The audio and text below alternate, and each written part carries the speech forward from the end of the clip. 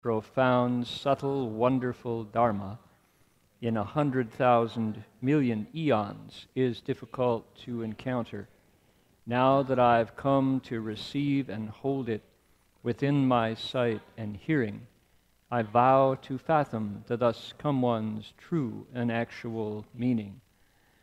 Venerable Master and Dhamma friends, welcome to our Sutra lecture tonight. It's the 30th of August. 30 days has September, April, June, and November, so we have one more day to go in this month.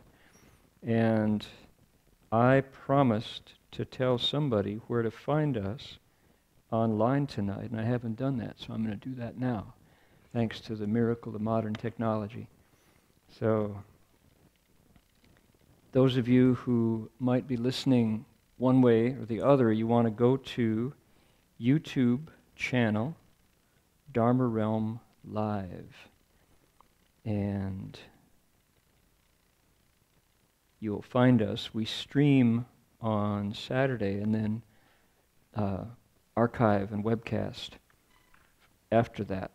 So last week's lecture with Jin Chuan Shi and Jin Fo Shi is available for those of you who want to look for it. It's right there on top of the list.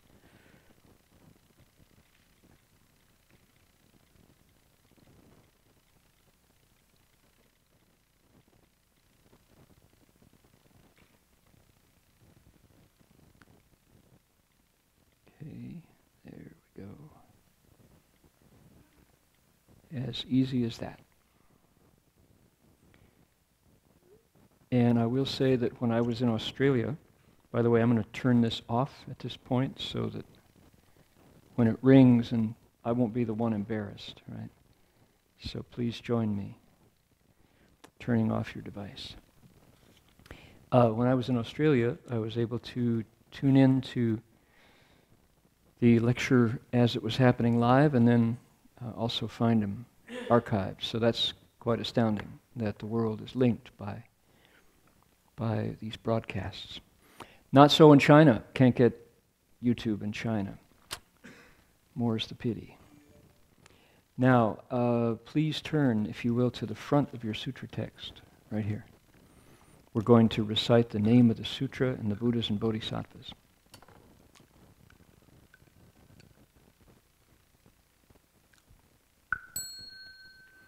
Namo Da-Fang Quang Pho Huayan Ji Huayan Hai Hui Bo Pu Sa Namo Da-Fang Quang Pho Huayan Ji Huayan Hai Hui Bo Pu Sa Namo Da-Fang Quang Pho Huayan Ji Huayan Hai Hui Bo Pu Sa Namo Da-Fang Quang Pho Huayan Ji Huayan Hai Hui Bo Pu Sa Da-Fang Quang Pho Huayan Ji Huayan Hai Hui Bo Pu Sa Namo Da-Fang Huayan Ji Huayan Hai Hui Bo Pu Sa.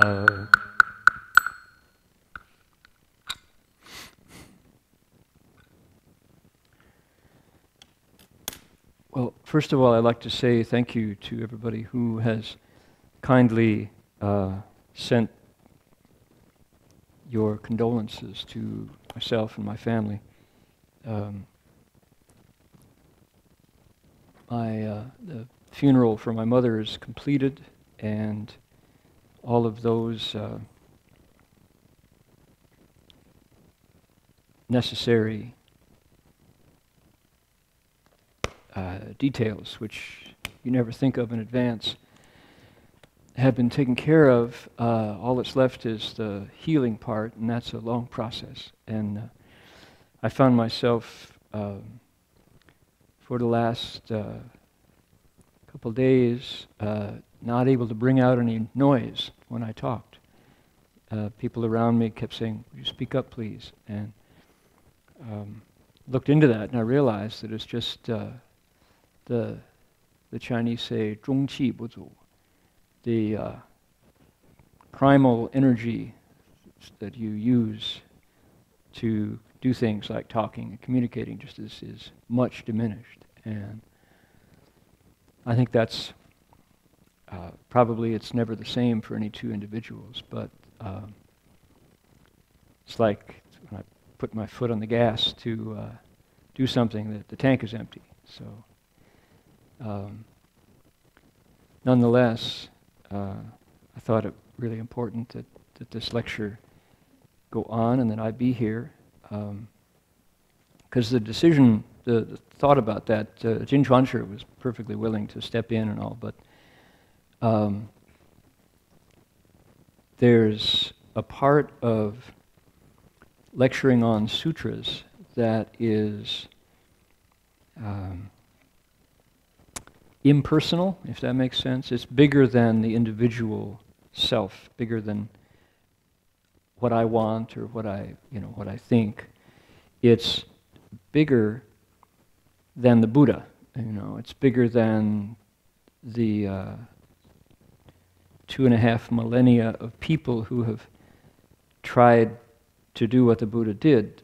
Why? Because of wisdom, because of that word. Wisdom is it's as important in the life of humans as the sun is in the life of the planet.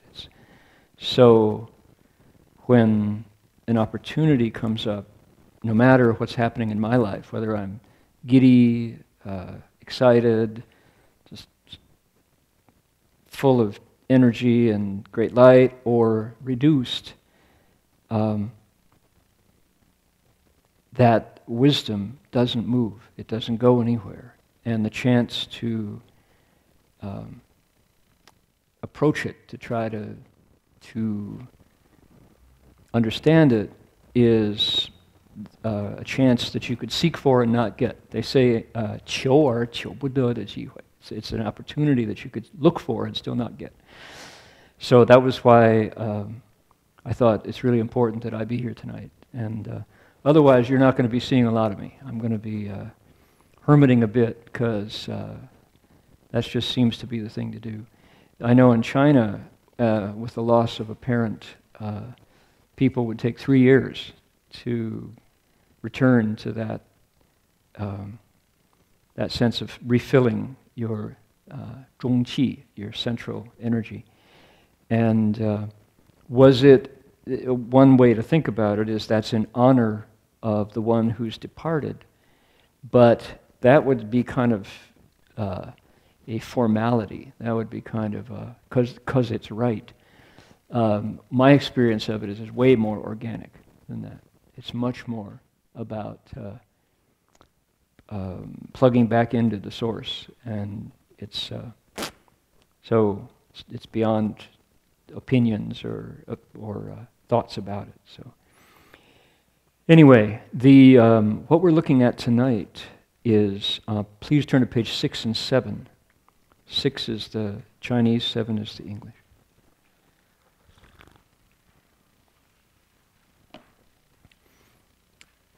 Jin Chuan, Jin Fo Shi last week already touched the beginning of the part we're going to be looking at. But I want to return to that so I can get take a full breath and connect it to what came before. We're in the 6th ground, and the 6th ground has to do with what's called prajna wisdom. Sanskrit word prajna.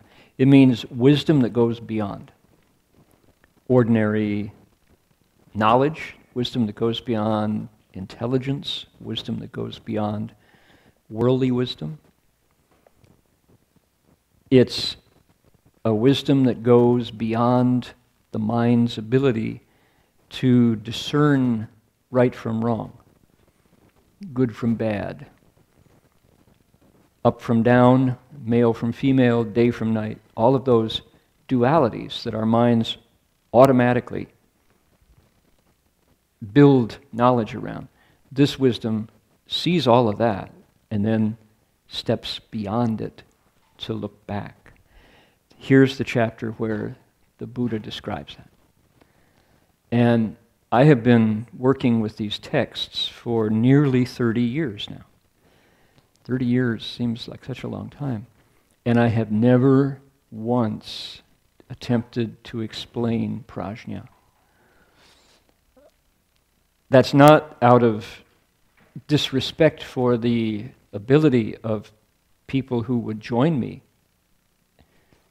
in listening or investigating. It's not because I don't think people are going to get it.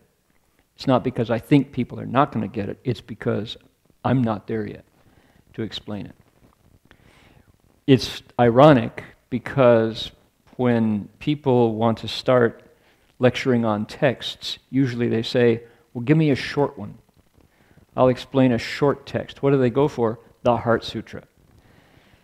And the Heart Sutra is the distilled essence of prajna. It's prajna brought down to its most pithy. And I've never tried to explain the Heart Sutra.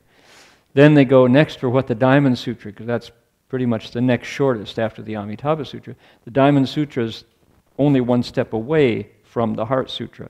It's still prajna paramita, the perfection of transcendent wisdom. When you pick it up, what are you left with? What do you, when you pick up these texts, why haven't I done that? You are asked to explain contradictions. You're asked to explain the bodhisattva vows to take across every single living being, and there are no living beings taken across. You go, either I read it wrong or that makes no sense, right? That's what you're asked to explain. And the entire sutra has to do with these apparent contradictions. So when you explain it, you've got to, first of all, lay that out so people get it, and then explain it in a way that doesn't make you look foolish or the Buddha look contradictory. And you also want people to get something, to get it, to come away from that lecture feeling like they'd had a full meal. They're full. They've eaten good food and they're full, and they come away wiser. That's a tall order. That's hard to do. Because of this part of our text, where we are tonight, Buddhism got the name of Kongmen in China, the gateway to emptiness. Empty gate, Kongmen. Emptiness is very suggestive. It's very exotic sounding. It's very compelling. Wow. Emptiness. And right on the face of that, that you're open to sounding silly. The Buddha said all dharmas are empty. That ain't empty. Ouch. If it's empty, why does it hurt my knuckles? Right? That's where you are. And anybody who wants to make you sound silly only has to go, oh, come on. Empty, says who? Right? And you're forced to immediately backtrack. No, don't misunderstand what the Buddha said, you know. So, since that's the ordinary reaction, why did Buddhism take Kongmen, the gateway to emptiness, as its hallmark? Because of this Dharma. This is powerful, and many people will say the Buddha's signature contribution. That this is the Buddha's most important discovery. Yeah, that's actually a good word. It's what the Buddha discovered when he woke up, is emptiness. What is it? What is this emptiness that the Buddha discovered, and why is it so important that it became Buddhism's name in China, where Buddhism is well understood, has been. Buddhism totally turned Chinese society around, and in turn was branded by Chinese society into Chinese Buddhism. And in China is where this particular teaching flourished. The Bodhisattva path in India was there, but not so importantly. There was already 1,000 years of Buddhism well established in India before the Bodhisattva path really got its flourishing in these sutras, particularly the one in front of us, the Avatamsaka Sutra, where the Bodhisattva path is explained every step of the way. So we're looking at a teaching, a principle, wisdom that is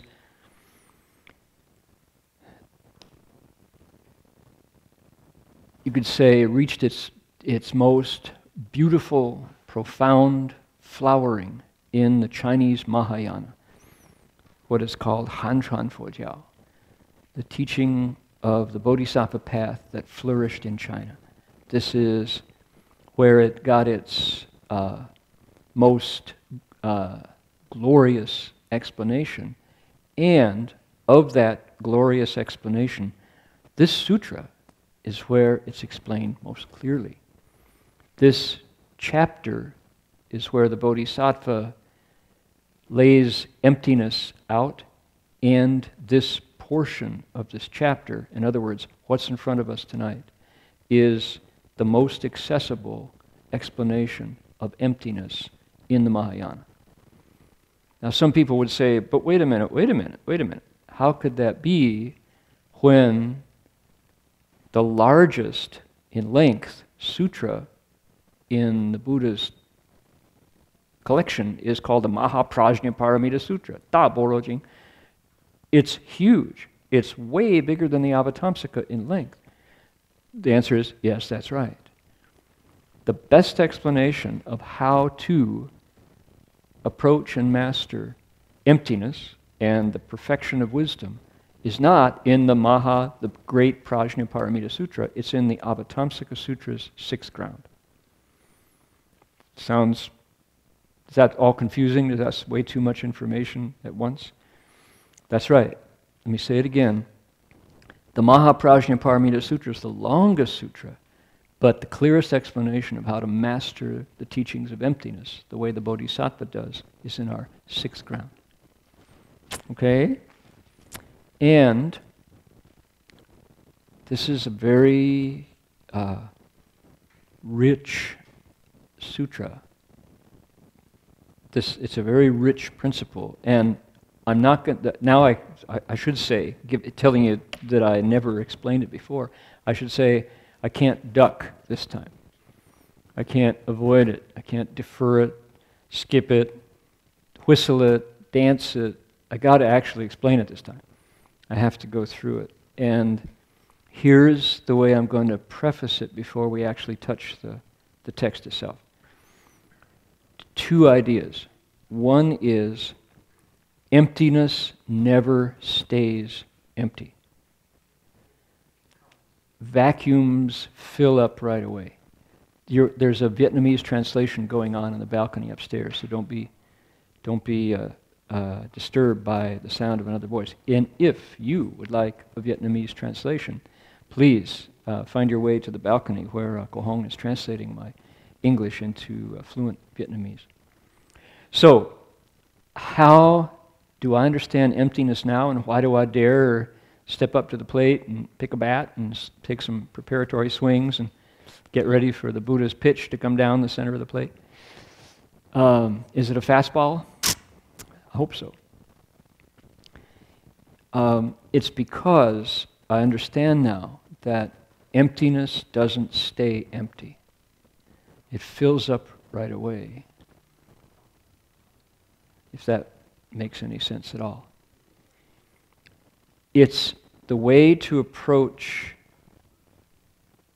these texts is to use emptiness as a verb.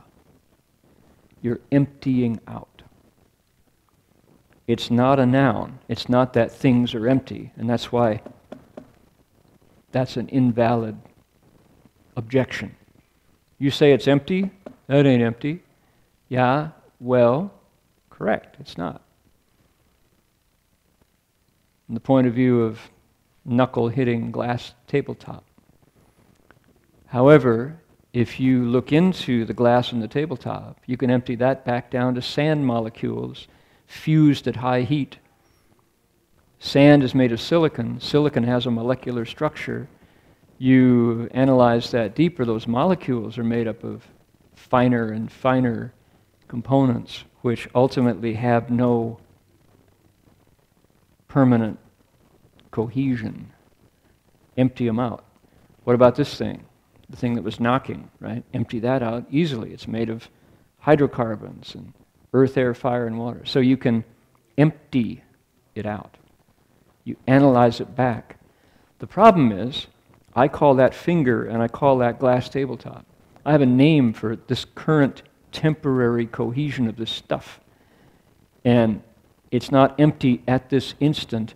Wait until that finger on that hand goes back to the ground or into ashes after cremation, and suddenly you say, whoa, it was empty all along.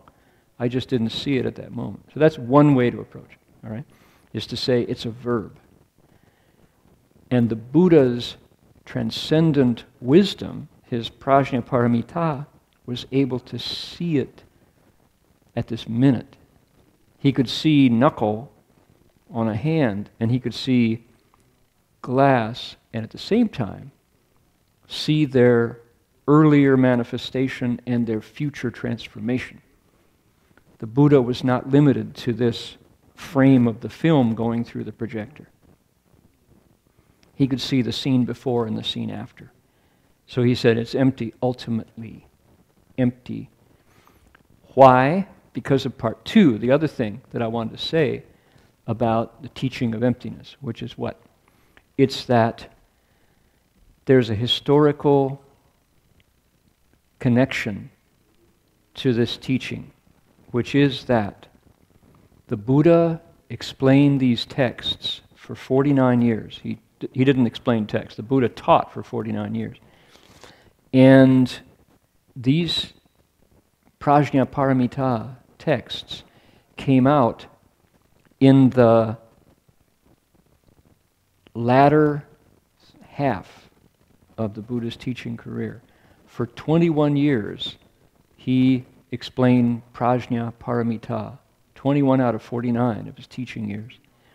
And he only talked about emptying out experience after his disciples could experience it in their own meditation. All right? Here's the idea. If you think about this notion of, oh, we have these texts called prajnaparamita, or the sutra that explains emptiness. That's not the way the Buddha gave it. He didn't say, okay, the time has come for me to now explain emptiness. So I'll explain the Prajnaparamita Sutras. No. The Buddha was watching his students meditate.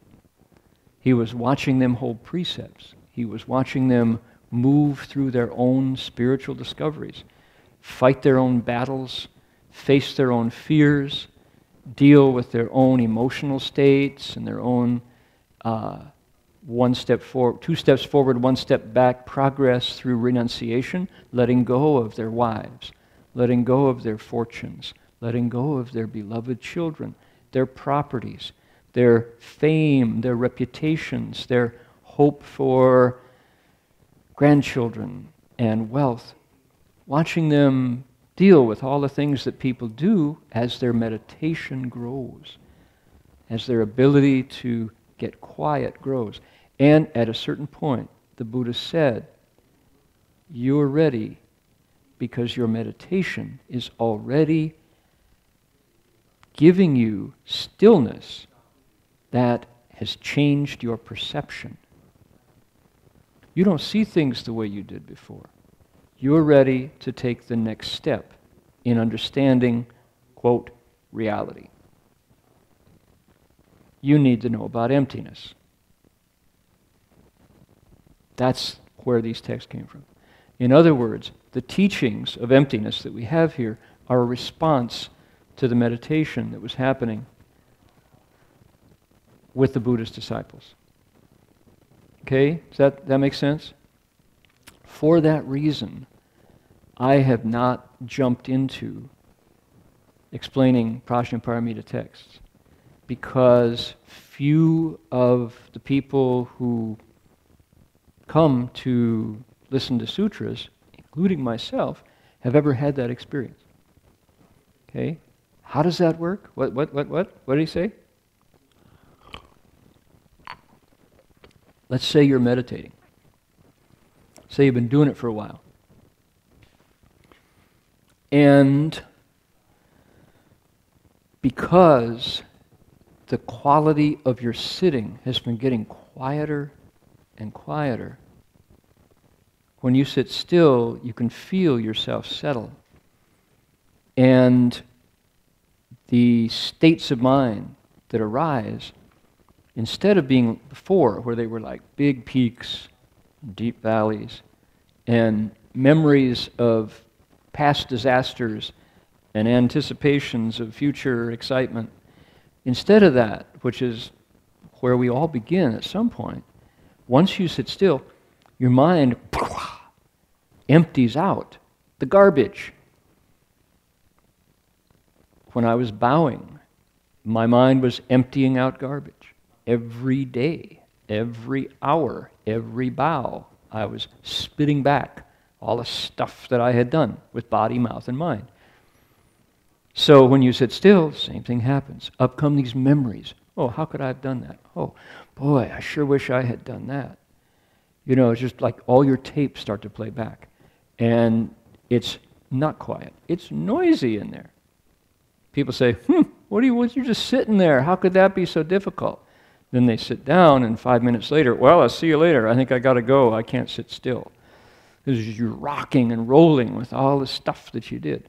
All that stuff has to come out. And once it does, and you get a taste of this, I'm connected to something bigger than me. I don't stop with my skin.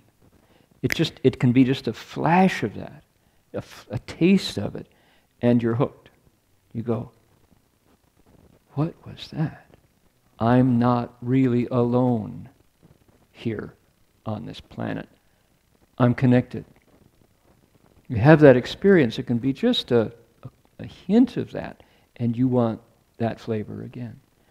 And then you connect that. The reason why you had that stillness was because recently you haven't been killing, stealing, lusting, lying, drugging, getting high, getting low. Your life has been kind of like this now since you've been meditating. And so you go, oh, I see. It's jie ding hui. It's character concentration and insight. So what about that character part? Maybe I should do more of that and I'll get more of that. A little more of the character makes more concentration, which gives me that sense of living bigger than my body, living bigger than my mind, being really here in different dimensions. Always. You get a glimpse behind the curtains, right? Pay no attention to the man behind the curtain. You see that when you get some of the concentration. And if you connect that there's the first step, the precepts part leads to the samadhi part. You go more precepts, more samadhi. I want that. And you do it pretty soon. Because of the meditation, you change your lifestyle. Because of that flavor of stillness, you decide to drink less, stop smoking, cut back the meat, cut back the anger and the bad language and the dishonesty. And, bit by bit by bit, the precepts start to make sense because of the meditation. The Buddha was not a moralist. The Buddha was practical. He said, you want to get free? Sit still. See your mind. You can't see your mind if the water in there is all messed up. Calm the water. How do you calm the water? Try this. This messes up the water the worst. Killing, anger, hate, right? Reduce that, and the water calms down. You see more. Calm water, see to the bottom. People go, yeah, get that, good. You try it, sure enough, right? So, at a certain point, that stillness gets really quiet. And what happens next? Your body changes. That's when your heartbeat changes, your respiration changes, your autonomic, sympathetic, parasympathetic, thyroid, parathyroid, adrenal, all of those things start to change in a very, quote, natural way that medical science doesn't talk about much because why? Nobody does this much. But when they do, right, all of the electrical research that's being done in places like Wisconsin and Stanford and the Heart-Mind Institute that His Holiness is working with, all of these researchers go, hey, these systems are all built in there, they're hardwired, but nobody has gone there. Let's wire some folks up who do it well and find out what's going on. They discover, oh, Buddhists really are happier, right? They say, that's what National Geographic said. Oh, there is something called a compassion spot. People who can sit still longer don't get terrified when faced with crises, right? They discover all these actual benefits to meditation based on their neural research. They watch the brain. Okay, so what happens is your body changes when you sit still. When it changes like that, things that seemed formerly solid now look empty. Right? That's where the emptiness comes in. It's an actual change. Master Hua would say, okay, some of you sitting here are going to feel that your body is very, very tiny. You're going to have the experience of feeling your body tinier than a particle of dust. Don't get attached to it, he would say. It's just a jing-jie, it's just a state. Some of you are going to be sitting here, your body is going to fill up the Dharma realm, fill up the universe. You're going to feel like you're just bigger than a balloon, bigger than a balloon, bigger than any balloon has ever been, bigger, bigger, bigger, bigger. Don't get attached to it, he would say. And he would say, some of you are going to be sitting here and your body's going to be hot, so hot you just want to take your clothes off. Don't do it. In the Chan Hall, right? Be modest, he would say. Some of you are going to be sitting here chilly. I've seen you. You put on 4 layers of blankets, right?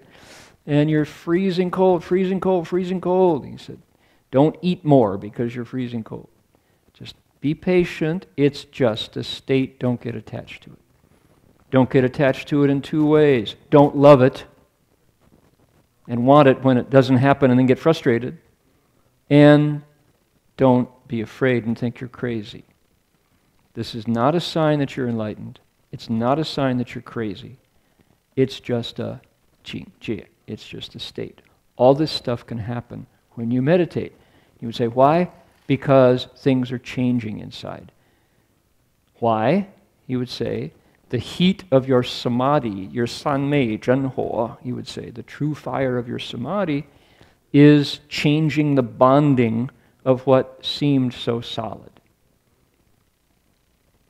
In fact, what you're going to discover that every part of your body, mind, and consciousness is a dynamic, flowing, rapidly evolving, molecularly unstable set of conditions. It comes together because of conditions. It goes away because of conditions. Conditions means the things that we do. Conditions mostly means habit. Habit is karma. Karma is glue. It sticks together what you think is you. And when you sit still, you discover It's just there, you could say, not by happenstance, but by habit. Right? It's dynamically changing and it's all over the place. But habits are strong, and those views hold us into a form. Now, what shakes up first? Skandhas, the heaps that we identify as me. What is it? Body. Earth, air, fire, and water. It's the first skandha. It's called si. Form, they say. Body, in other words. The body shakes up first. As you're sitting there, you get really big. You get really small. You get really hot. You get really cold. Sometimes you feel like you can't find yourself. Other times, the senses start interchanging. You, any ex-acid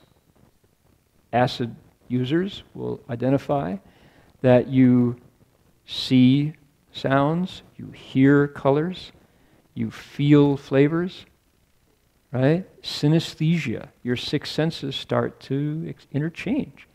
Because why? They're not fixed to begin with. All right? So that can happen. All this kind of stuff can happen.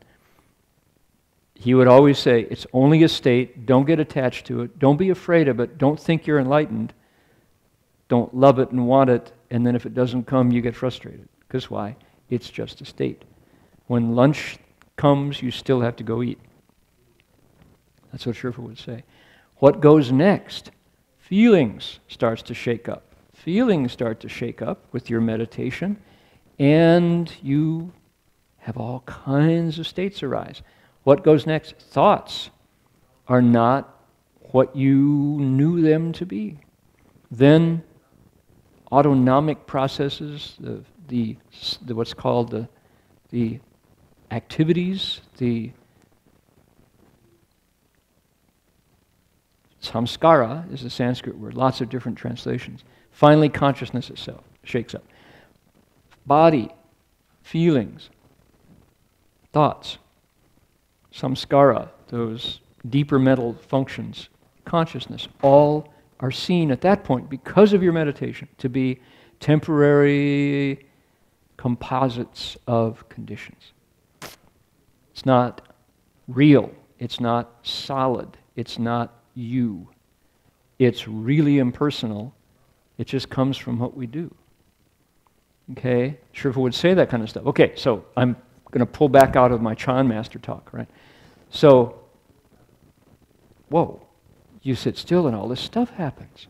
Wowee. What you discover is it's empty of what you thought it was prior, which is, I thought it was me. I thought this is my body and it's just this. You discover, man, it's really not. It's a bunch of conditions stuck together like a garden. Like what? And out come all these metaphors. Out come all these metaphors. What is it? Okay. You know that famous verse at the end of the Heart Sutra? At the end of the Diamond Sutra? That famous 4-line verse, right? What is it? All conditioned dharmas, says the Buddha, are like bubbles, like dreams, like dewdrops, like a lightning flash, like an illusion. You should contemplate them this way. 一切有为法，如梦幻泡影，如露亦如电，应作如是观, says the Buddha. Now, run that by again. All conditioned things, you could say the phenomena of the universe, are like what? List. Meng, dreams. Huan, illusion. Pao, bubbles, or piece of foam on a stream. Ying, reflection. Lu, dewdrop. Dian, flash of lightning. What's the nature of all those things? Dream, Boy, it sure seemed real, but I woke up, it's gone. Right? Huan, an illusion. What's a perfect illusion? Your flat screen TV. You're watching your favorite show, and you're involved in it, and your heart beats faster when the hero's in danger, and you feel your temperature change when it's a love scene, and the commercial comes on, and you're irritated. And yet you go beside the flat panel, you look behind it, there's nothing there. It's like, where did all those images go that I was setting me in motion? Right? It's an illusion. Seems real. Unplug it. It's gone. Ru meng, ru huan, ru pao. What's a pao? A bubble on a stream? Right? Gone. There it was. Gone. Just like that. Not long-lived. Temporary. Okay? Ying. So what is ying? Ying is reflection in a mirror. A reflection. You can do it, a reflection in a teacup. Right? I've got the lights overhead. I've got my hand on this water.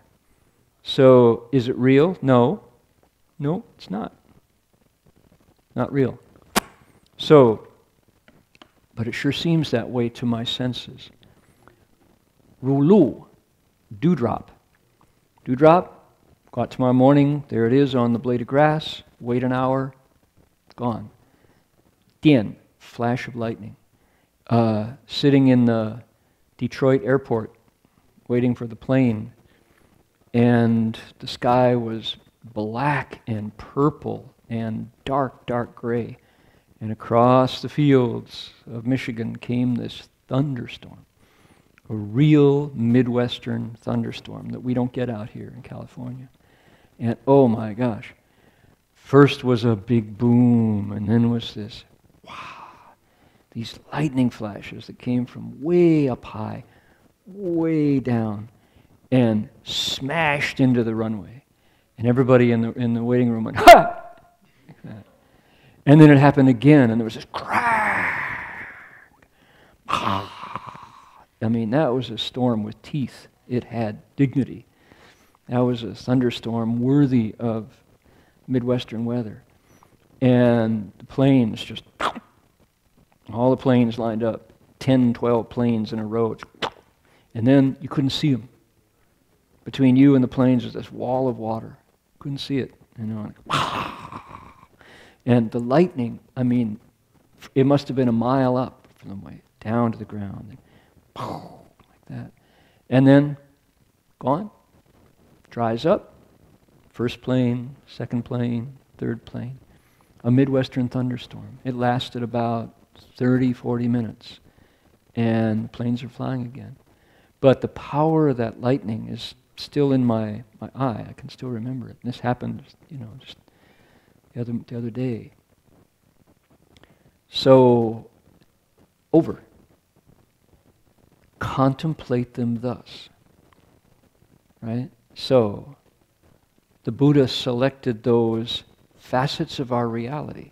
Dreams, you'll have one tonight. In fact, dream researchers say many. We cycle through 90-minute sleep cycles, rapid eye movement. So whether we remember them or not is another thing, but they happen. They come and they go. They seem real and they're not. Ru meng, ru huan, illusions. Ru pao, bubbles on a bit of foam on the stream. Ru ying, reflections. Ru lu, dewdrops. Dian, flashes of lightning. Contemplate them thus. Now, key word here. What do we do with that wisdom that all things made of conditions are like that? We see them that way. Are they that way? Well, yeah, but if it's not your reality, all you can do is ying zuo, ru shi guan. We should guan, look at them this way. Key choice of verb by the Buddha. Contemplate them this way. Are they really this way? Ready? Ouch. Nope. That's going to last a long time, maybe longer than my body, because that's fused silicon. Sand made that glass. But I can contemplate how, put this in a fire hot enough and it's gone. It was sand before, now it's a glass tabletop. This, ouch. Right? It's got nerves and blood vessels, and I see it as my finger, but inside it, all I have to do is open it, and you realize it's not what I thought. It's full of blood and living stuff. So you contemplate them that way until your wisdom is sufficient to see through that illusion. How do you get there? Welcome to the sixth ground. Okay, so this is my preface. This is how we've been getting to the idea of emptiness presented us in this text. Okay, the text, not the last verses. Okay, the Chinese, 20, ready? Here we go. 20. Please repeat after me. Here we go. 20. 金刚藏菩萨告解脱曰菩萨言佛子菩萨摩诃萨已具足第五地欲入第六现前地当观察十平等法何等为实 All right, over to the right. Let's read together in unison. Ready? Then Vajra Treasury Bodhisattva said to Moon of Liberation Bodhisattva, disciples of the Buddha, the Bodhisattva, Mahasattva, who has already mastered the fifth stage and who wishes to approach the sixth stage called manifestation, should contemplate 10 ways that dharmas are all the same. What are these 10 ways? Okay, good. Vajra Treasury Bodhisattva, the speaker of this chapter, said to Moon of Liberation Bodhisattva, who is his direct conversation partner, but who is there on behalf of all the other bodhisattvas. Vajra Treasury Bodhisattva says to him, disciples of the Buddha, which includes us today, the Bodhisattva Mahasattva, the awakened being, the great being among other bodhisattvas, who has already mastered the fifth stage and who wants to approach the sixth stage called Xianqian, the manifestation, should guan, there's our verb again, guancha, should look at, contemplate, shi pingdang fa, 10 equal level dharmas. He dang wei shi, what are the 10 ways? Okay. These are instructions. Vajra Treasury says, you want to understand the sixth stage? Here's what you do first. Guancha, look at 10 ways that dharmas are pingdang. What's a dharma? In this case, it's small d. That's different. To understand these, that's something everybody needs to know. There's 2 ways to use the word dharma when it comes to Buddhism. Capital D, dharma, refers to everything the Buddha spoke. The Buddha Dharma, 4 fa in Chinese. The other way, small d dharmas, refers to aspects of reality, things we know about, called dharmas. It's always plural. Not always, sometimes a dharma, meaning a fact, yeah. Translate dharmas as facts, translate dharmas as events in the physics sense of events. Translate it as the way things are. Translate it as phenomena. Phenomena just means things that your senses can know, name, talk about, refer to. Phenomena are things you see, hear, smell, taste, touch, and think about. They're invisible dharmas. Fear, joy, intelligence, imagination. Those are all invisible realities. So they're all gathered together in the small d dharma. Okay, got that? So there's capital D dharma, the whole thing the Buddha talked about. The Buddha's wisdom teachings. There's small d dharmas. They say 84,000 of them. 84000.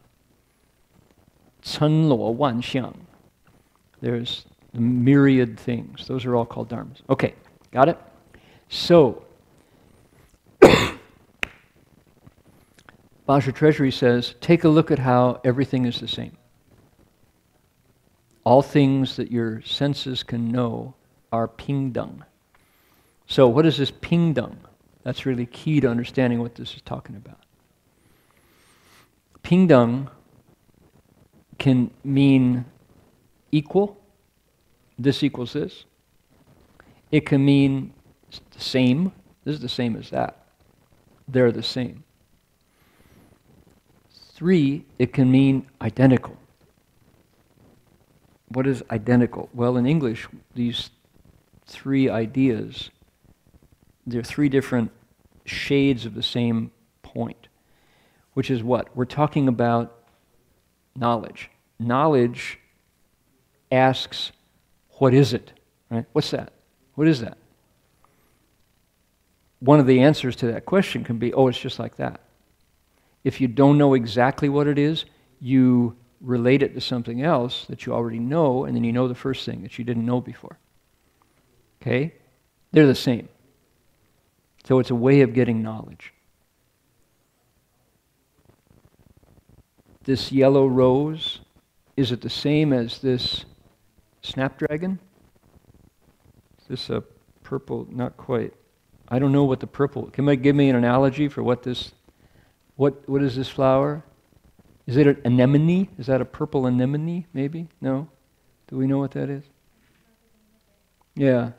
So, we know that it is not the same in color, in shape, in fragrance. So, we know ways this is not pingdung. But there are ways in which the yellow rose and this purple flower are the same. They're both flowers. Their molecular structure is probably very, very similar.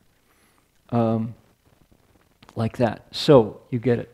When you want to know stuff, that's when the word same or identical or equal to comes into play. Got it? So the Buddha gave us that word. Vajra Treasury Bodhisattva said, okay, he said, if you want to get to the 6th ground, if you want to get to that 6th stage, you've got to do this. Contemplate how everything is the same, identical, equal to. All right? Willing to do that? You want to try it? That's what we got. That's what he gave us. How are things pingdung? Ping in Chinese means that. It's actually a picture of a level where things are ping. Dung is equal to. Think of a scale. When in our lives are we doing that? Well, for me it was a big deal because my father worked for Toledo Scales. Toledo Scales. The town I came from was known for that company. No springs, honest weight. That was the logo, the iconic name. That was our slogan. No springs, honest weight. I went to college, I went to school all the way through high school because of Toledo Scales and where my father worked. No springs, honest weight. And it was a picture of, scales. You want to know, this much spinach is equal to this much spinach. Oh, there's more on this one. This much gold dust is equal to this much lead weight. You know exactly how much you got because you know how much this weighs. You put something you don't know on that. Okay, that's the same. So, ping, tian ping in Chinese is a scale. In French they call it la balance, the balance. So, that's what we're looking at. All things are equal. Right away you go, no, they're not. How are things different? Right? How is a motor vehicle the same as a rose? How is a pizza the same as a planet? Not the same. Buddha says, contemplate them thus. So, right away it makes us, if we're going to do this thing, if we want to go where the Buddha is pointing us, we have to stretch our minds a little bit. What do you mean, Vajra Treasury Bodhisattva? What does that mean when you say that? Okay, let's find out. Ready? He's going to help us. Here we go. 所谓一切法无相故平等. Stop. Okay, you don't have to do it the second time. That's the way we play this game. Okay. All dharmas are the same in having no hallmarks. Okay, we've got a list of 10. Here's where we see our Avatamsaka Sutra's structure at work. We're going to get 10 ways that Vajra Treasury Bodhisattva is going to tell us what he means. What do you mean? We're having further instructions. Further instructions. So, dear Vajra Treasury Bodhisattva, please clarify. Make it clear. What do you mean? What do you want us to do? He says, 一切法无相故平等. Okay, let's look at the Chinese. 所谓, here's what I mean. That's what he says. 一切法, all dharmas, small d dharmas, all dharmas. Then a wu, which repeats several times here. Do not have. Then the thing they don't have. Then the refrain. Gu pingdang. And therefore they are the same, equal, identical. Okay? So, all dharmas, what are the power words? What are the key words? Wu xiang. Okay? Out of that sentence, the ones we want to look at is wu xiang. That's what you got to understand. All dharmas, therefore, pingdang. What is it? Wu xiang. That's the words we're looking for. What does it mean? No xiang. They're identical in that they are wu xiang. What is that? What does wu xiang mean? Wu means they don't have xiang. So that's our word. What is a xiang?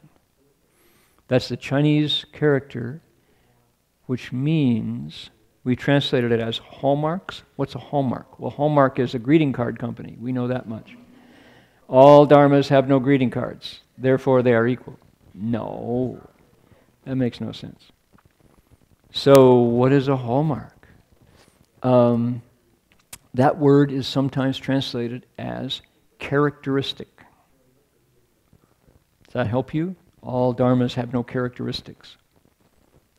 That sounds funny, doesn't it? Another way that word has been translated is features. All phenomena are featureless. Sometimes that might make sense to somebody. Other people will go, what? No feature? Is it all shorts? No feature film? We all, no, only cartoons? No.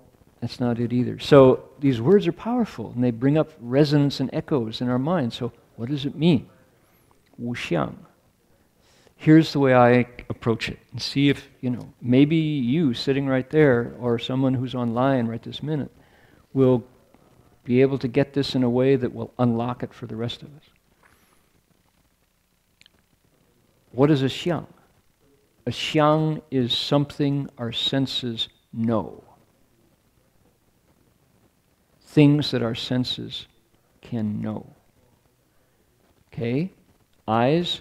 So a xiang is things your eyes see. Our ears. A xiang is things our ears hear.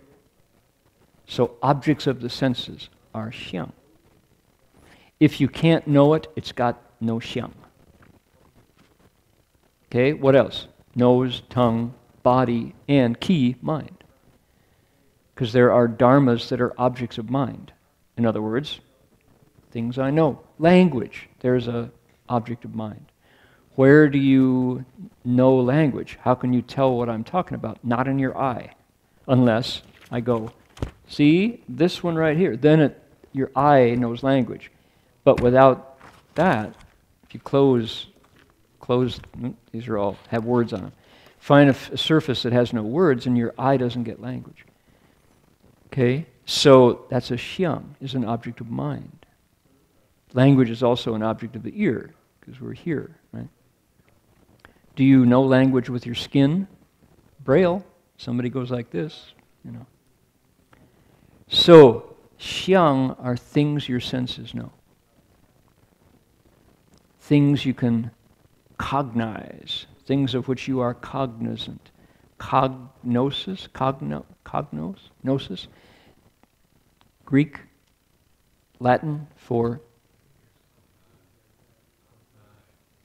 cognare, Latin for to know. Latin, cognare, the root of knowing. Okay? 一切法无相故平等. All dharmas have nothing that you can know them by.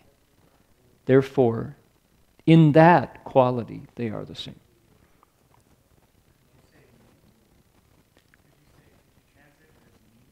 Meaning, but how does your nose get meaning? You could use meaning only in, Darius asked, could you translate that xiang as meaning? And you could if you were referring to the mind's ability to know. But xiang are, the eyes have xiang, right? Things the eye sees, sights. Sight is a xiang. Sound is a xiang, right? Sight is a hallmark, sound is a hallmark, flavor is a hallmark, scent is a hallmark, touch, impact is a hallmark. That's not meaning, okay? So meaning would give you only 1 out of 6 senses. So therefore, you want to go beyond meaning. But you're working on it, so stick with it. Okay? Yes, Connie.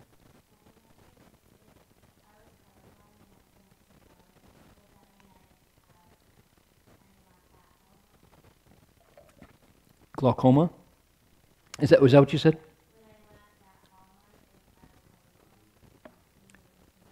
So, would you what hallmark if you're colorblind? Oh, okay. No. If you were colorblind, you'd still have black and white, xiang. Right? It'd just be the absence of color, not the absence of sight. Okay? But keep working on it. Her question was, if you were colorblind, would you not have the hallmark of sight? I said, no, you just wouldn't have the color aspect of it. Okay? So, question?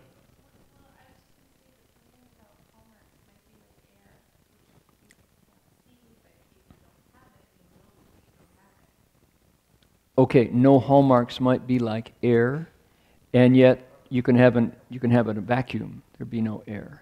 So, kind of, but we're still working on it, and it's a tough one. Alan, do you have a hand up? No? Okay. People are welcome to type in questions online. So, how do they do that? Is there a chat function on our channel? 21 viewers. But is there a chat function? They can't? Okay. No comments so far. So people online can please and are invited and encouraged to add their insights. And what do you think it means? Okay. One more clue. The way these 10 lists appear, the lists of 10 almost always, not every time, is the first one, they say, is the primary definition.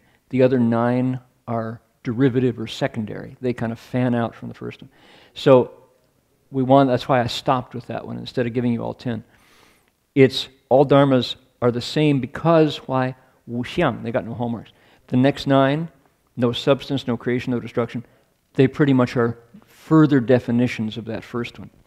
So, now I've got your interest in looking at it. Jinchuan. In our Avatamsaka translation, you've been trying to use the word Attribute. Remember, Mr. Rounds liked that because it kind of touches upon the idea of Mm-hmm. It's a mental function Yeah. that we add these things to objects, Right. and that's actually empty. Okay. Projection of empty. Okay. So Jin Chuanshi just added a comment. In our weekly ongoing translation of the Avatamsaka Sutra, we're building on a glossary. We have a glossary, a word list. The glossary is the power tool that's our prize. What's our best knowledge of what these words mean? It's in the glossary. And David Rounds, Guozhou, was working with the Shurangama retranslation committee for 10 years, and they built a glossary. They've ported that right over to our Avatamsaka retranslation committee now.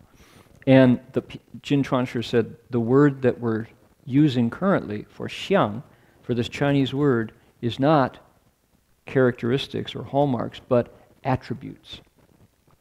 Y'all familiar with that word, attribute? We say when you quote a story, what's the attribution? Who wrote it? Who took that picture? The attribution is the name of the author or the photographer, etc. Why is attribute the choice right now? Because an attribute is what you in your mind apply to that dharma. It's a mental phenomena. Okay, we're close, we're honing in here. How could it be that all dharmas are the same in that they have no attributes? Seems impossible. Yes, ma'am.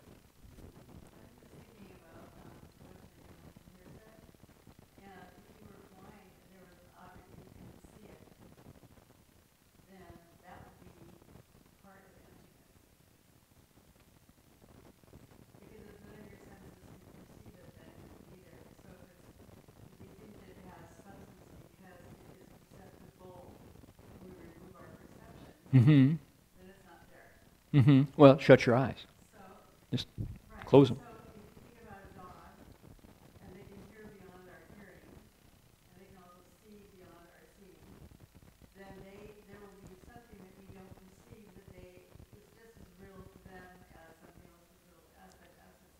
Yes.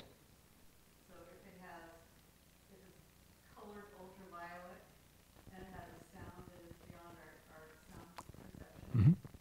then to us it's nothing. It's as if it didn't. It's as if it didn't exist. Right. Okay. You're on the trail. What's your name? Cynthia is discussing. I don't know if people could hear. She said, if I could summarize what you said, she said essentially, perception is really subjective and limited. For example, dogs are able to hear beyond human hearing. Other beings are able to, for example, to the blind person, the thing in front of them, a bowl, a dog, doesn't exist. In fact, it does to sighted people.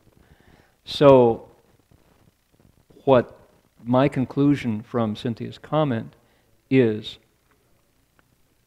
the hallmarks, the attributes. Let's plug in attributes instead of hallmarks. This is a fluid translation. This experience is, quote, utterly subjective. Utterly meaning totally up to you, the perceiver. Whether or not there's hallmarks there, does it depend entirely upon whether or not you got your eyes open? How about the blind person who says, the sun doesn't exist, there is no sun, I'm sure that I'd never seen it. But then they have an operation, glaucoma, cataracts, oh, the sun was there all along. What does that tell us? From the point of view of this teaching, nothing. Why? The Buddha says all dharmas fundamentally have no attributes. We're not there yet. All these comments, all of our thinking isn't there yet. Keep digging. Go deeper. We're not there yet. Here's another clue. Don't blame chocolate. Chocolate's not to blame. I have some friends who are dieting. I won't say male or female. I won't name them. And they love chocolate.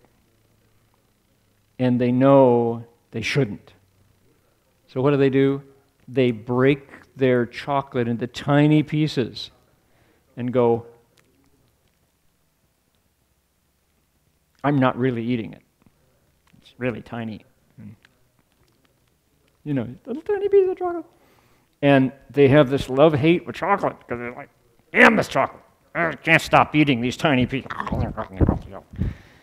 It's not the fault of the chocolate. Chocolate is not to blame. Dharmas are not to blame. Why? They are entirely neutral, free of hallmarks. There's nothing to know them by because there's two realities around dharmas. The thing out there is only together temporarily. Second, the thing that sees it is only here temporarily. What's going on? It's John, Steve, Tom. The word hallmark in some cases can convey the sense of Can you uniqueness. put that closer to you? There you Can go. convey the sense of uniqueness, Mm. a quality that makes something unique, a hallmark that makes. I'm wondering if this word conveys something of that. Okay, that's how, and unique is as helpful as hallmark. Okay, Tom's comment was the word hallmark would indicate in some cases something unique about, benchmark, right? This is the meaning a standard, whereby this alone is the good one. We've, like the winner of the Kentucky Derby sets the standard, a new record, or the new swimmer has a new record. That's the standard, the hallmark, that. And it's unique. So, in other words, you could say all dharmas have nothing unique, if we're going to borrow hallmark, right? So there's nothing unique about dharmas. They're all the same. But look at the mess we've just made of our knowledge. This is utterly deconstructive of everything you know. That's why it's called Kongman, the gate of emptiness. And that's why Buddha Dharma is for adults. This is a faith, a spirituality, a religion for adults who can look at emptiness and not get scared. The Buddha is ultimately dissolving everything we know. Jerry. Microphone, please. Somebody hand in the mic. I'm not sure this is a good example, but I think do people like having Alzheimer, they have problem recognize people. Does that mean they lost the hallmark of recognizing people? That's interesting. Jerry's comment was people with Alzheimer's or dementia can, in some cases, no longer recognize friends and family. Does this mean they have lost that hallmark of what is unique about their child, their husband, their spouse? I think so, because the perceiver part is different than before. Those chemicals, those synapses are not working like before. But how? So that's the mind's ability to recognize the unique hallmark of that face is no longer there. How powerful is this insight? Okay? Now, look at how far-reaching this is. Apply it to God. 99% of the religions in the world go, that's blasphemy. What do you mean God doesn't exist? God is dead? No, God never lived. Not only is God dead, He's also never alive. Yes, He's dead. No, He never was born. Like you go, you're nuts. You go to hell directly. Right? Why? You can't say that about God. Okay, you're not ready. Let's talk about something happy. Let's talk about children and cows and wealth and crops. the things, the blessings that we get from a tame religion. Buddha Dharma is wild. It's fearless. It destroys delusion. Why does Manjushri Bodhisattva carry that sword? He's the Bodhisattva of prajna, wisdom. He slashes through everything we thought we knew entirely and leaves us with utter, total chaos, emptiness, but connected to deep compassion. Because when it's totally empty, it doesn't stay empty. It fills in immediately with all the karma that we create. All the doing that we do doesn't go away because the Buddha's wisdom sees through it. It's still just as screwed up as it was before your wisdom saw through it. But now you know it's empty. That's where the Bodhisattva comes in. And great compassion says, oh, it's really empty, you don't see it, I got to wake you up. So it won't keep knocking you down over and over and over and sending you back into the ocean of birth and death. Let's all wake up together. There's the Bodhisattva. Where are the living beings? They're in samsara. They're rising, falling, rising, falling, rising, falling.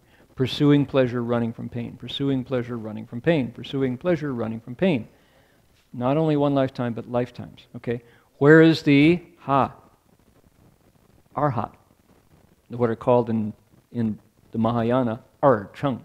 Where are the two vehicle cultivators? This is technical language. Where's the sage, saint, who says, aha, nirvana, I'm free. I'm out of here. Well, from the Bodhisattva's point of view, that's good, but halfway home. If you can save yourself and get out, you're not a lot different than the living being who's in samsara. You took nirvana, that's the other one. The Bodhisattva, because of this insight, says it's totally empty. Not only is the stuff going to go away, but the thing that sees the stuff is going to go away. And with this knowledge of the equality in their emptiness of all dharmas, if I can wake up to that, it doesn't have to hurt the way it did before, and I can set people free in the midst of the sameness and having no attributes of all dharmas. You're free to come and go. That's what's unique and different. That's what makes this worth doing. Okay, so the Bodhisattva path is rare. And if it wasn't for these sutras saying there's another level of understanding, there's a prajna level that's beyond the duality, and it can come and go in the duality, and you see the ultimate emptiness of all things, and it doesn't scare you. You don't retreat. You don't cling to it. And you can come and go. Without these texts talking about that, it'd be gone. So that's why our teacher took 9 years to open this up. Okay? So, next week we're going to go moving through the other 9 qualities of ways that dharmas are all the same. And notice that the number 9 out of our 10 reviews what? The Prajnaparamita Sutra. That's why they say the Avatamsaka is not the biggest in size, but it's the biggest in capacity, in content, because here's the Prajnaparamita verse, stuck as just number 9 out of 10. illusions, dreams, reflections, echoes, moon's reflection in water, images in a mirror, mirages, transformation. It even goes beyond the Diamond Sutra's verse that we mentioned earlier, right? So, okay. I wanted to, before we wrap up, usually there's a way to go at deep dharmas like these, which is once over lightly. A lot of sutra lecturers will kind of point to it and then back away, so that you, very much like mom trying to get you to eat your Brussels sprouts.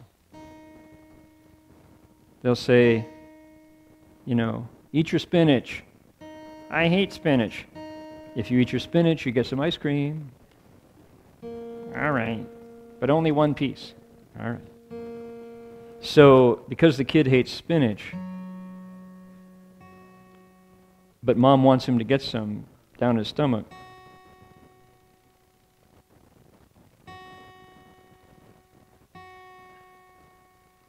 she promises something sweet.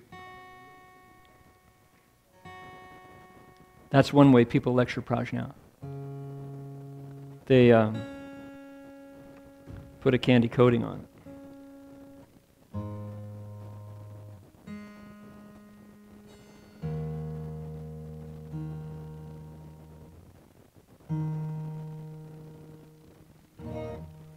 So I was thinking, one of my favorite songwriters when I was growing up was John Sebastian. Still going strong, Woodstock, New York. John Sebastian was the songwriter and one of the original Love and Spoonful. People remember Love and Spoonful? Look it up on YouTube. And John Sebastian was a harmonica player, songwriter from New York City, great musician. And one of the reasons I liked his music so much was because he captured some of the realities of the softer, kinder side of growing up in America in the 50s and 60s. He was able to capture middle-class life with its insightful, with insight and humor, some of the truths of growing up, and in a way that few songwriters could. There was always a smile in John Sebastian's songs. And this is one of them. The reason why I chose to share this tonight is because this song talks about the contradictions inherent in relationships, just like prajna, paramita. These two opposites collide, and how do you resolve it? We talk about the generation gap, although I haven't heard that for a long time. It's just a given now. The boomers and the Generation Xers are different than the millennials. And the great generation is different again from the boomers, right? So John Sebastian writes, called Younger Generation. Why must every generation think their folks are square? Square. That's a hipster word meaning not hip, right? No longer cool. Not with it, right? Not hep cats. Brian, how do you translate square? That's it? Good, thank you. So, why must every generation think their folks are square? And no matter where their heads are, they know moms ain't there. Beautiful songwriting. Never mind the ain't, right? You get the dangling modifier there. No matter where their heads are, they know moms ain't there. Right? So this applies to every generation. No matter what is hip and currently cool for me, if it's mom, she's not there. She doesn't get it. No mom ever gets, no dad ever gets, right?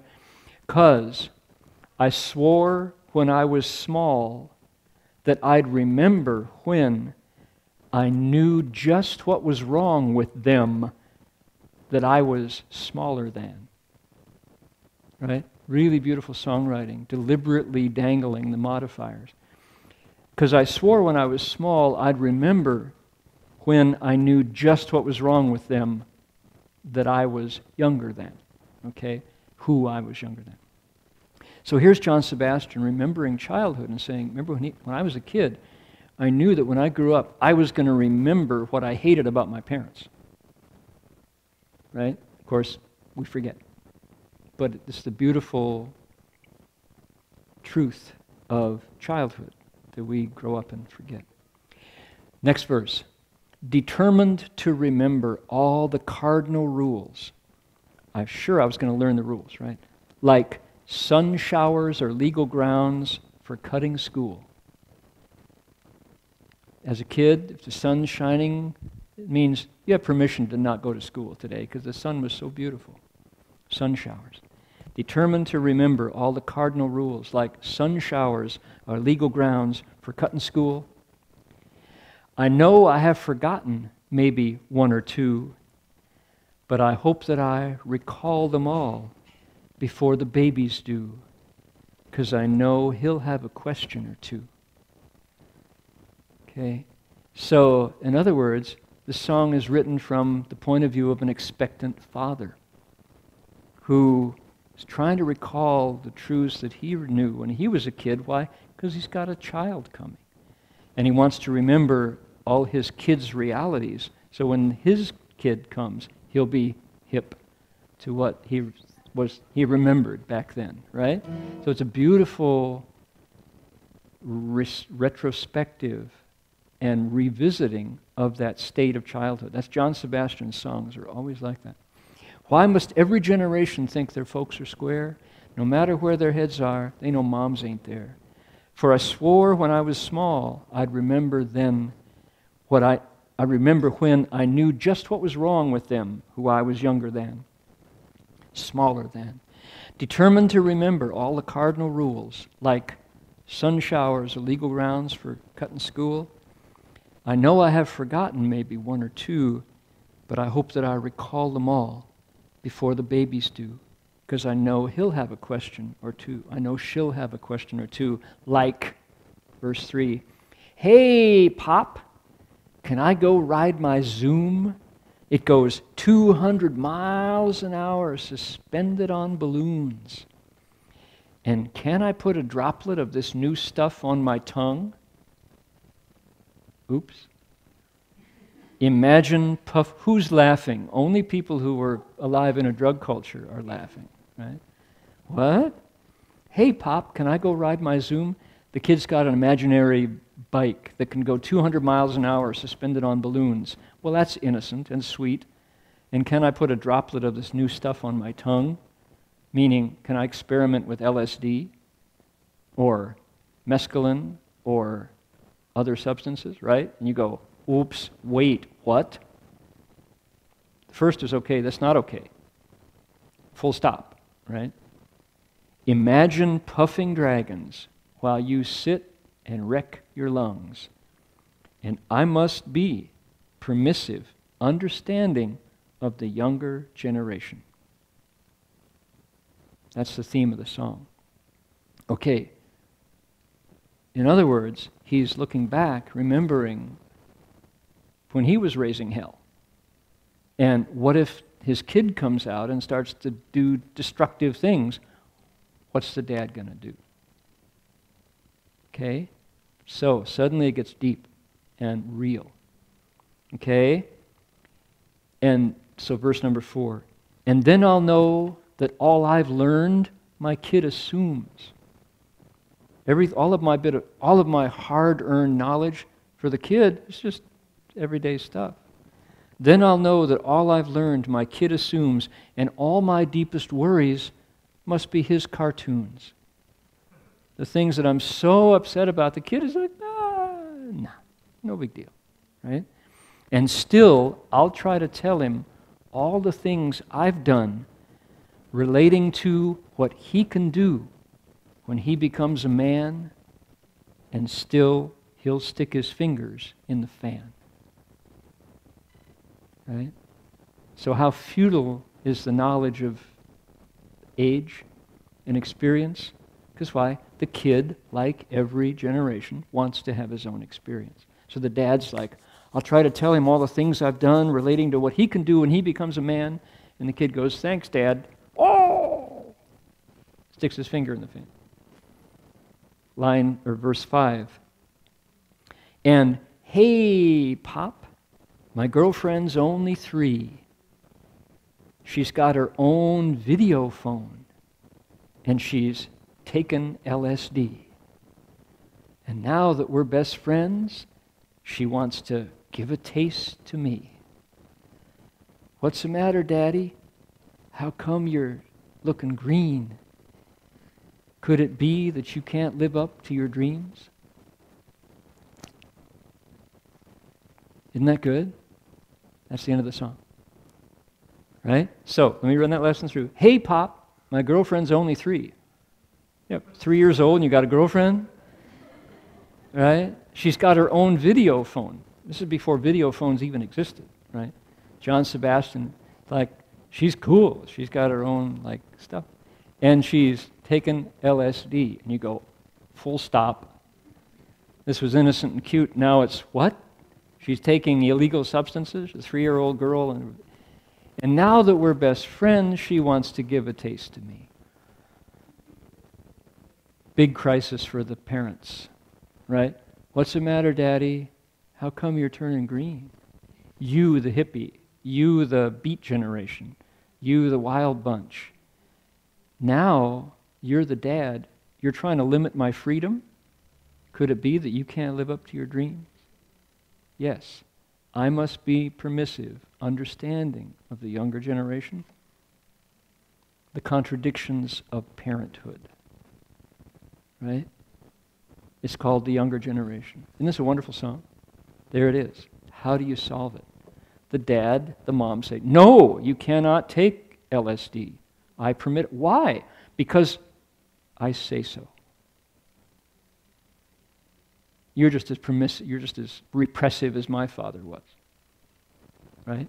So, beautiful song. Bringing together the absolute collision of generational conflict. Prajna paramita, how can they both be true? So, there it is, built right in.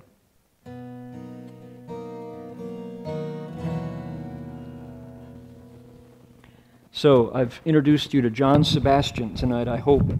Go find him on YouTube. He's got all these great songs that you go, I didn't know John Sebastian wrote that one.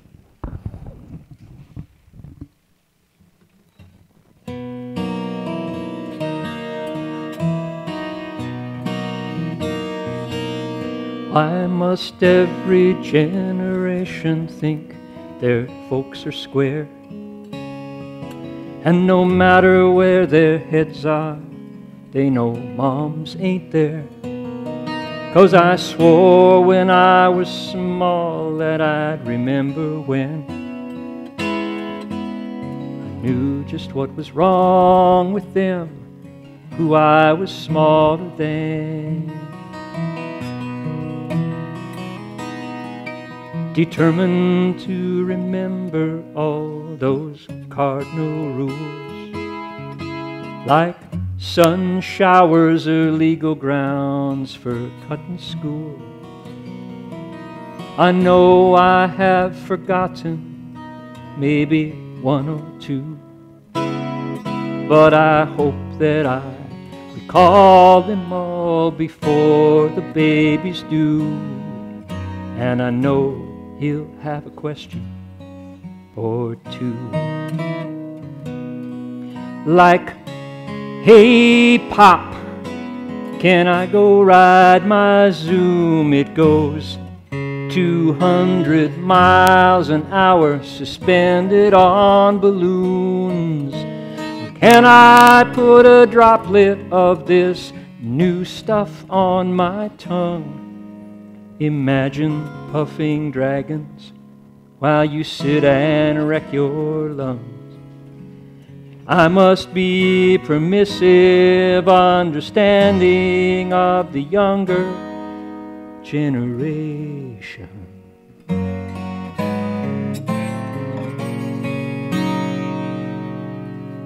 And then I'll know that all I've learned my kid assumes, and all my deepest worries must be his cartoons. And still I'll try to tell him all the things I've done, relating to what he can do when he becomes a man. And still he'll stick his fingers in the fan. And hey, Pop, my girlfriend's only 3. She's got her own video phone. She's taken LSD. Now that we're best friends, she wants to give a taste to me. What's the matter, Daddy? How come you're looking green? Could it be that you can't live up to your dreams? That's the song. And if you find it on YouTube, you can see John Sebastian singing that at Woodstock in front of 400,000 people. Some say 200,000. What's a couple 100,000 among friends? Right? And first of all, he forgets the words in the song. That's okay. He's obviously had put a drop of something on his tongue before he got out there. And then he does this wonderful job of singing. And when he's done, he goes, "No, that's not true that we can't live up to our dreams because we're living them," he said, as he looks out over the largest gathered peacetime crowd in the world in history. Woodstock. So, recommended. Okay, on the back of your Dharma request sheet, you'll find the dedication of merit, so let's do that.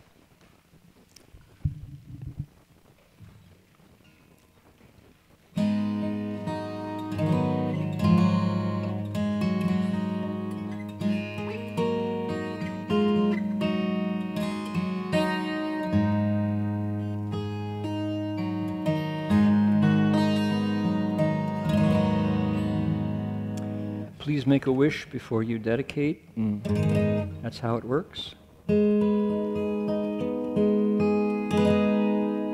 Another one of those Mahayana dharmas that if it weren't for these texts, people wouldn't know about the mind's ability to share these wholesome qualities with the air, with the beings around you. So that transference, that dedication dharmas is quite wonderful and essential for the bodhisattva path. So make a wish, sending it out wherever you'd like that merit to go. The depth of our samadhi is the distance that that transference travels.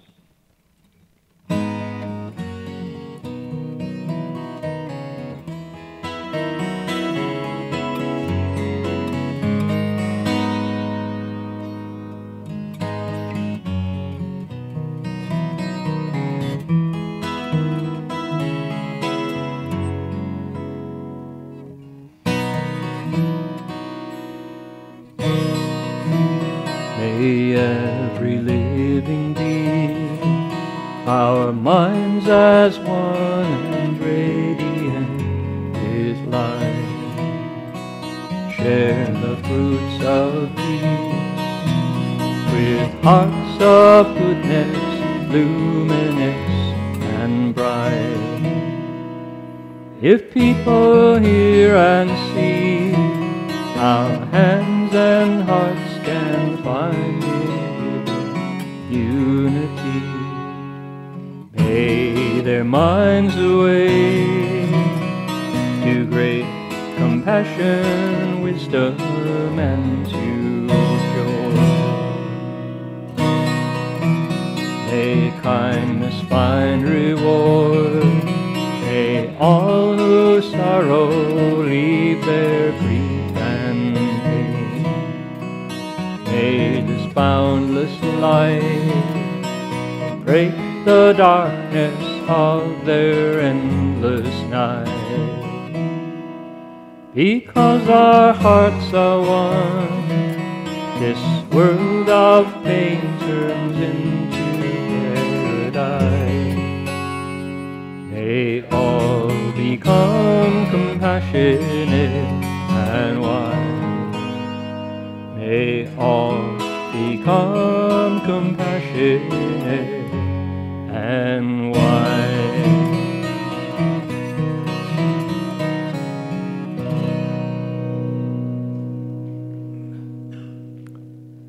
All right, may it be so. We have some announcements. Tomorrow there's going to be a Gu Qin class here with David Wong at 1 o'clock. And chances are we're going to be breaking our class up into 2 groups, 1 to 2 and then 2 to 3. That's our current thought, because we had a big turnout the first couple classes. So tomorrow, 1 p.m. here. If you have not been to a prior class, do come check it out and see if it's for you. Gu Qin is the 7-string Chinese lute zither, tabletop zither. Confucius played one, and it opens up this entire world of traditional classical Chinese music. It's a wonderful experience. So that's 1 tomorrow. Come and investigate. David is still welcoming people who are coming to see if Gu Qin is for you. There will be instruments to investigate, to play under your fingers and see what you think. That's tomorrow afternoon here in the dining room, the dining hall. Then, what else is happening, Jin Chuan? Next week, almost all our classes are going to be starting. Okay. Monday, but Okay. classes. Tuesday, if I can remember, Wednesday, teacher classes starting. Thursday, class of Buddhism. Friday, Okay. This coming week, all of our classes are starting up. Our calendar year of Buddhist activities will begin this coming week, not Labor Day, but starting Tuesday, the Abhayagiri monks will be here. Wednesday, Stephen Tainer's class begins on meditation and the mind. Thursday, the Spirit Rock, East Bay Insight Meditation, and our class, Dharma Realm Buddhist University. What's the topic? Introducing Buddhism. It's a new series, alternating on Thursday nights with our roundtable. So roundtables twice a month, introducing Buddhism twice a month. Friday, Marty's class. What is he lecturing on? Sixth Patriarch. The new Sixth Patriarch Sutra will be here in the Buddha Hall.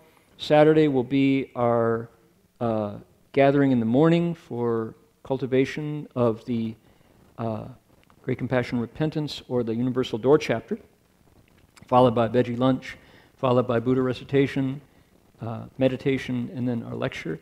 And Sundays, next Sunday, do we know? Amitabha, Buddha recitation, next Sunday. So our autumn schedule begins this coming Tuesday night. Okay, yes?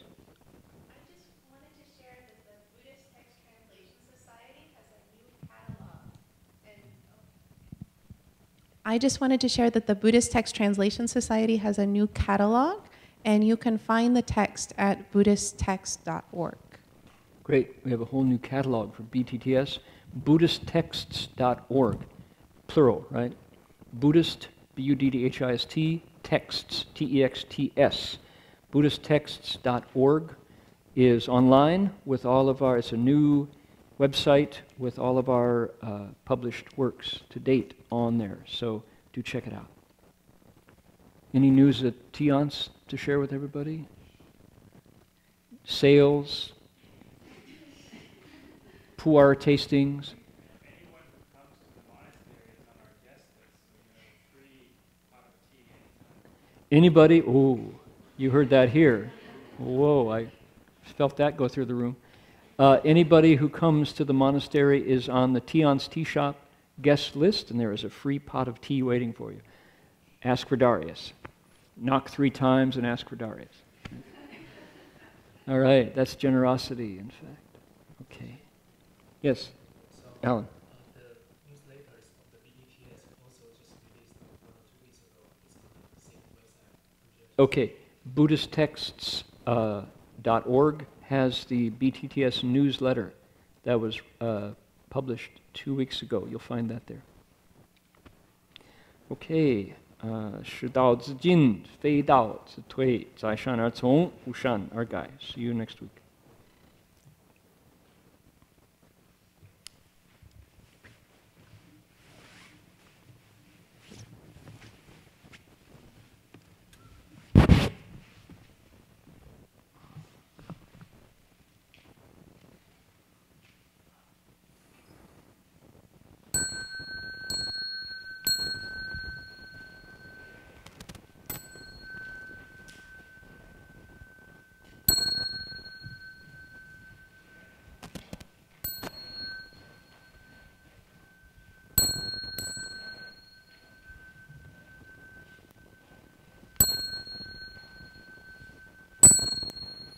Bow in respect to the Venerable Master.